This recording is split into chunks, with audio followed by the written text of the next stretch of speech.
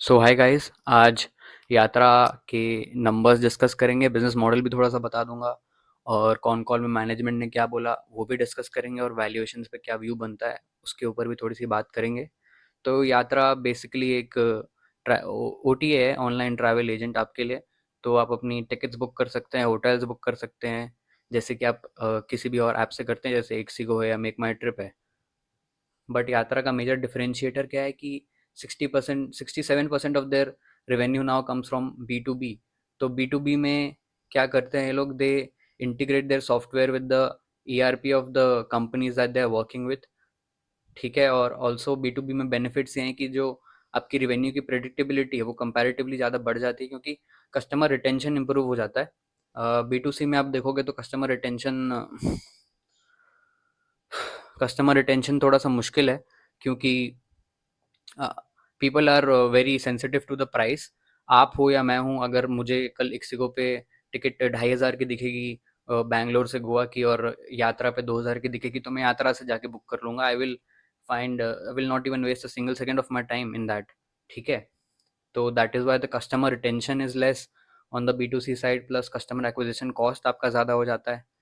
और यही एक मोट भी है थोड़ा सा यात्रा के लिए, क्योंकि जो कॉरपोरेट्स हैं वो इतनी जल्दी स्विच नहीं करते अपना सॉफ्टवेयर जो है। अगर एक बार आपने यात्रा से इंटीग्रेट कर लिया, so for you to switch to another software आपको मेहनत करनी पड़ेगी, आपका टाइम वेस्ट होगा, टाइम लगेगा।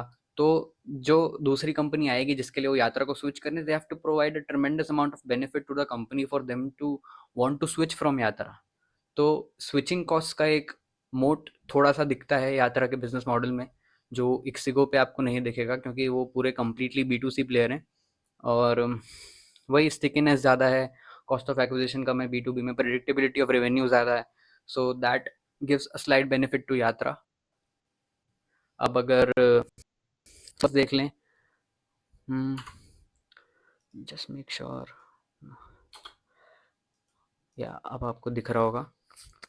तो Q2 FY26 में 34% की ग्रोथ है रेवेन्यू लेस सर्विस कॉस्ट में यात्रा के। रेवेन्यू में 48% की ग्रोथ है, बट इनके बिजनेस में हम रेवेन्यू लेस सर्विस कॉस्ट को देखना ज़्यादा प्रेफर करते हैं। ऐसा क्यों है? मैनेजमेंट भी यही बोलता है कि आप ग्रॉस मार्जिन को देखिए, रेवेन्यू लेस सर्विस कॉस्ट को मत देखिए, रेवेन्यू को मत देखिए, ग्रॉस मार्जिन को देखिए, रेवेन्यू लेस सर्विस कॉस्ट को। क्यों? क्योंकि जब आप बी टू सी में अगर आप देखोगे तो काफ़ी हैवी डिस्काउंटिंग चलती है, क्योंकि एक्चुअली कोई डिफरेंशिएशन नहीं है मेक माई ट्रिप पे या इक्सिगो पे या यात्रा पे या कोई और टिकटिंग प्लेटफॉर्म पे। आपको बस जाके अपनी टिकट बुक करनी रहती है, तो इसलिए कंपनीज हैवी डिस्काउंट्स देती हैं। तो revenue less service cost is actually the amount that जो कंपनी का एक्चुअली रेवेन्यू बनता है, जो एक्चुअली कंपनी को मिलता है। नहीं तो रेवेन्यू में से आधा तो उनका डिस्काउंटिंग में चला जाता है, सर्विस कॉस्ट में प्रोवाइड करने में चला जाता है। So this is a better metric to look eight.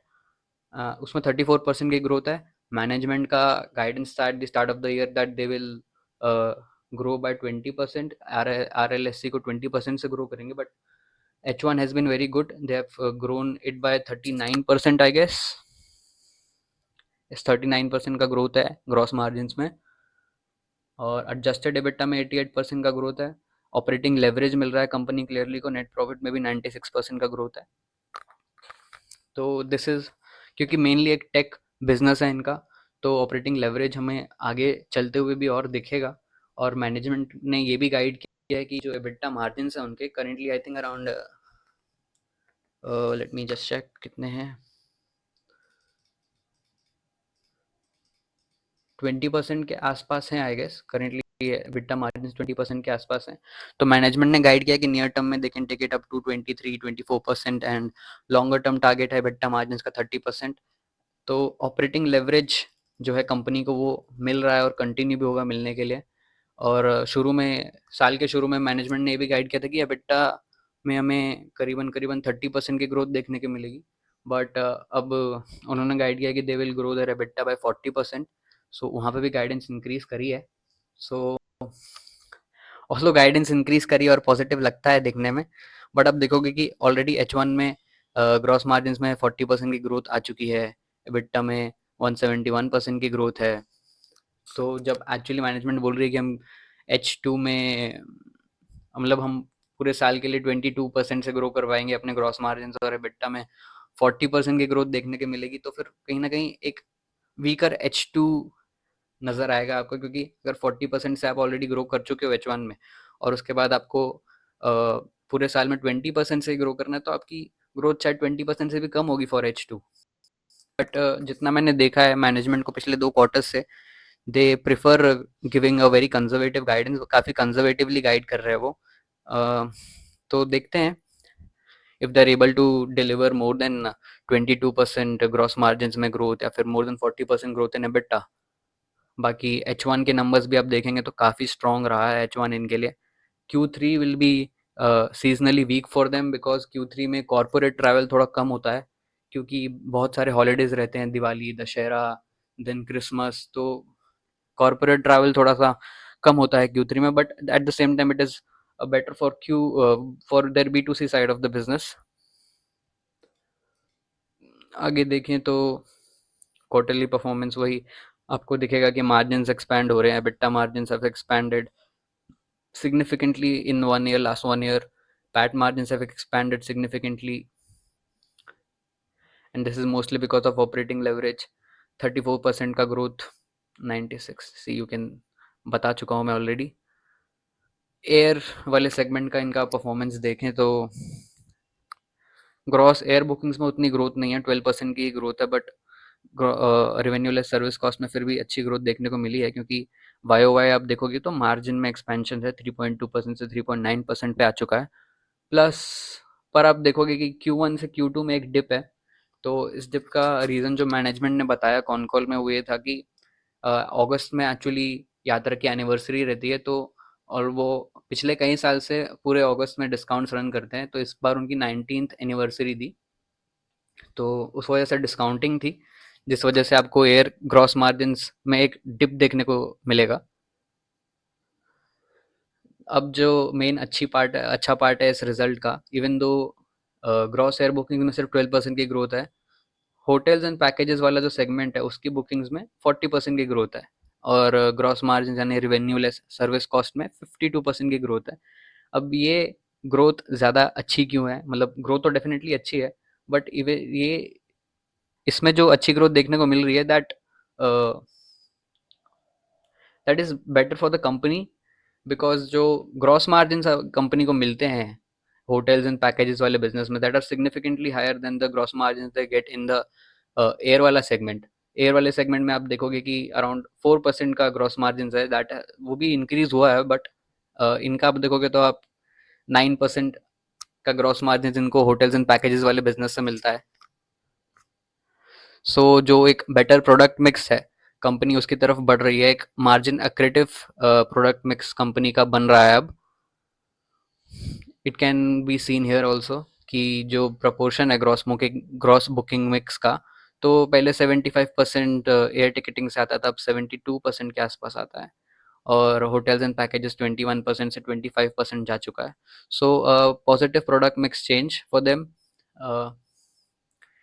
इस वजह से it is also one of the reasons कि ऑपरेटिंग लेवरेज मिल रहा है हमको।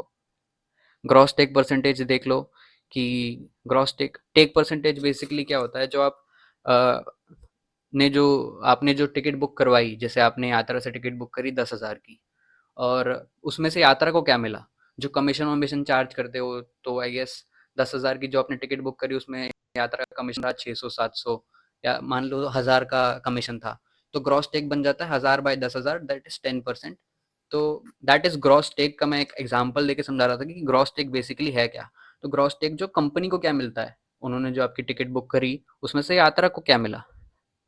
तो ग्रॉस टेक परसेंटेज जो है एयर टिकटिंग के बिजनेस में थोड़ा कम रहता है, 6.9%, होटल्स एंड पैकेजेस में ज़्यादा रहता है, विच इज़ वाई ये कंपनीज अभी पुश भी कर रही हैं होटल्स एंड पैकेजेस को ज़्यादा। इवन इक्सिगो भी कर रहा है कि होटल्स एंड पैकेजेस का प्रपोर्शन बढ़ाए अपना, कंपैरेटिवली जो उनका करंट लेवल पे है।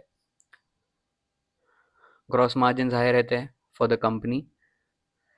तो इस क्वार्टर में कंपनी ने 34 न्यू कॉर्पोरेट क्लाइंट्स ऐड करें, जैसा कि मैंने बताया कि 67% of the business now comes from B2B side of things.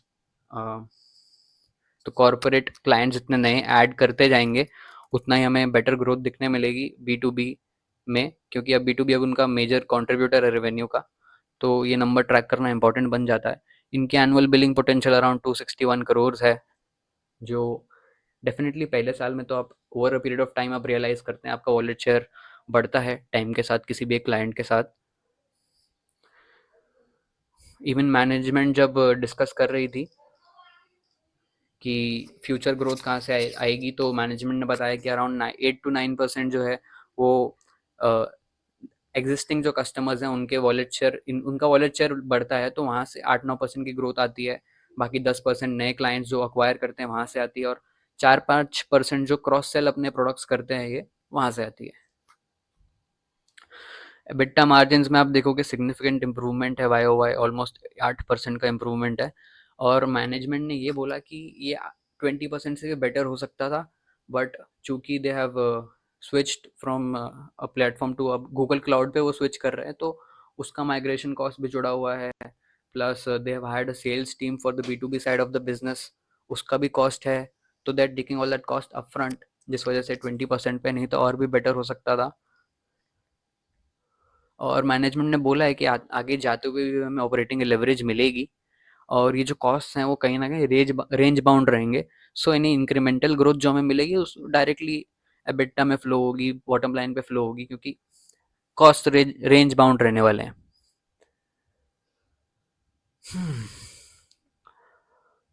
Honestly I never thought making videos would be this tough, but चौथा वीडियो है मेरा ये। Let's hope we get better with time. So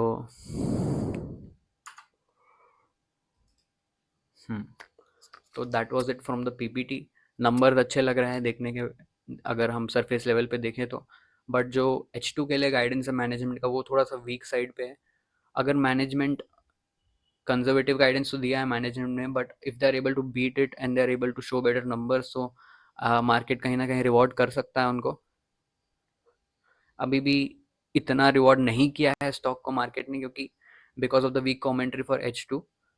also कल ही शायद इनके CEO ने resign कर दिया था, और उस पर थोड़ा सा कल हमें फॉल देखने को मिला था 7-8% का, जो रिकवर भी कर गया था स्टॉक बाद में, क्योंकि इंटरव्यू में आके, क्योंकि वो actually he is just resign from the CEO role, but he is now an executive chairman, तो वो बोर्ड पे हैं, and he has reassured the investors that he will be there too, so that the transaction is smooth, और वो एक better strategic role में जा पाए instead of taking care of the day to day operations.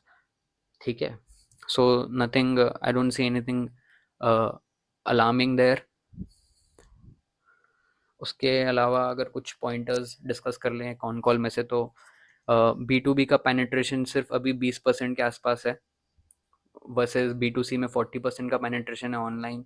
तो यात्रा के लिए काफ़ी हेडरूम है ग्रोथ करने के लिए।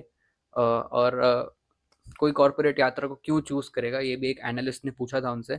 तो यात्रा के सीईओ का कहना ये था कि कॉरपोरेट जो रहते हैं ना, उनका काफ़ी कॉम्प्लेक्स पॉलिसीज़ रहती हैं रिगार्डिंग टू दिस ट्रैवल।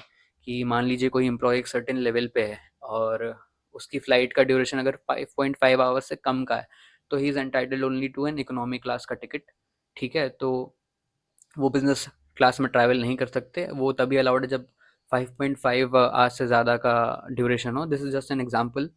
तो ये जो ऐसी कॉम्प्लेक्स पॉलिसीज रहती हैं, इसके अलावा और भी बहुत सारी रहती होंगी, तो यात्रा का जो सॉफ्टवेयर है it can adapt to these policies, which is why the decision makers of the particular corporate prefer Yatra. और एक बार यात्रा अगर ERP से इंटीग्रेट हो जाता है, तो फिर स्विचिंग कॉस्ट आ जाता है पिक्चर में for the particular corporate to switch from Yatra to someone else. तो someone else has to provide a lot of value to this corporate. So कहीं ना कहीं एक छोटा सा मोट हमको देखने को मिलेगा यात्रा के बिजनेस में। This customer stickiness, customer retention 97% के आसपास का है, ओनली 3%, लेस देन 3% का चर्न है। So that is positive for them. उसके अलावा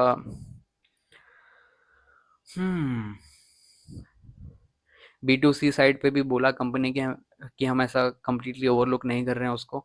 दे are trying to find a way कि बिना मार्जिन डाइल्यूशन के, लेस कॉस्ट ऑफ एक्विजिशन के साथ वो एक ऑर्गेनिक वे में B2C, ऑर्गेनिक तो नहीं बट B2C ग्रो कर पाए बिना हाई कस्टमर एक्विजिशन कॉस्ट के, बिना डिस्काउंटिंग वॉर में घुसे। That is their plan. अब वो कैसे करेंगे, उन्होंने कैसे कर रहे हैं उन्होंने रिवील तो नहीं किया ड्यू टू कॉम्पिटिशन। और बाकी सब हमने ऑलमोस्ट डिस्कस कर लिया है। और आने वाला Q3 जो रहेगा वो B2B के लिए वीक रहता है, वो भी मैंने आपको बता दिया है, बट B2C के लिए बेटर रहेगा।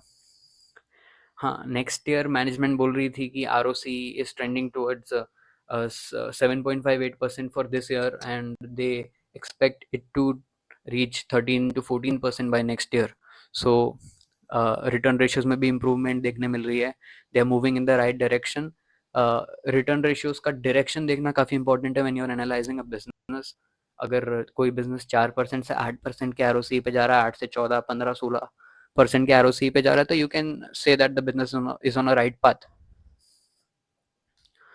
तो ऑलमोस्ट हमने सब कुछ डिस्कस कर लिया है related to the con call. Valuations अगर हम देख लें, ओवरऑल नंबर्स तो मुझे अच्छे लगे। मुझे एक बस मैनेजमेंट से सवाल पूछना है which I will try to ask sneak in the next con call, कि आगे की ग्रोथ क्या लगती है कंपनी को, FY 27 में क्या ग्रोथ रह सकती है, 28 में क्या ग्रोथ हम एक्सपेक्ट कर सकते हैं। कल जब CEO का इंटरव्यू था, जो जिन्होंने रिज़ाइन किया, तो वो भी ये कह रहे थे कि दे he wants to double the business of the company in the next coming 3 years. He will be trying to find ways to do that in through inorganic expansions या फिर international expansion का भी वो सोच रहे हैं. So he will be on the lookout for those opportunities. तो कहीं ना कहीं that is why he's shifted to a strategic role. Valuations देख लें अगर,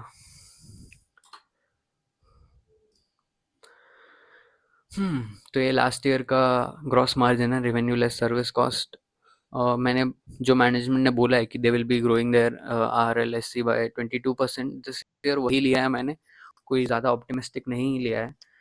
वैसे I expect them to do better, क्योंकि 40% का ग्रोथ उन्होंने H1 में दिखा दिया है। अब देखते हैं Q3 and Q4 will be very essential to determine how the stock, how the company का फ्यूचर कैसा पैन आउट करता है आपके लिए एज एन इन्वेस्टर ऑल्सो। तो 22% का ग्रोथ इसके लिए लिया है मैंने, और यहाँ पर ग्रोथ कंजर्वेटिव वे में 18% का ही लिया है, ज़्यादा नहीं लिया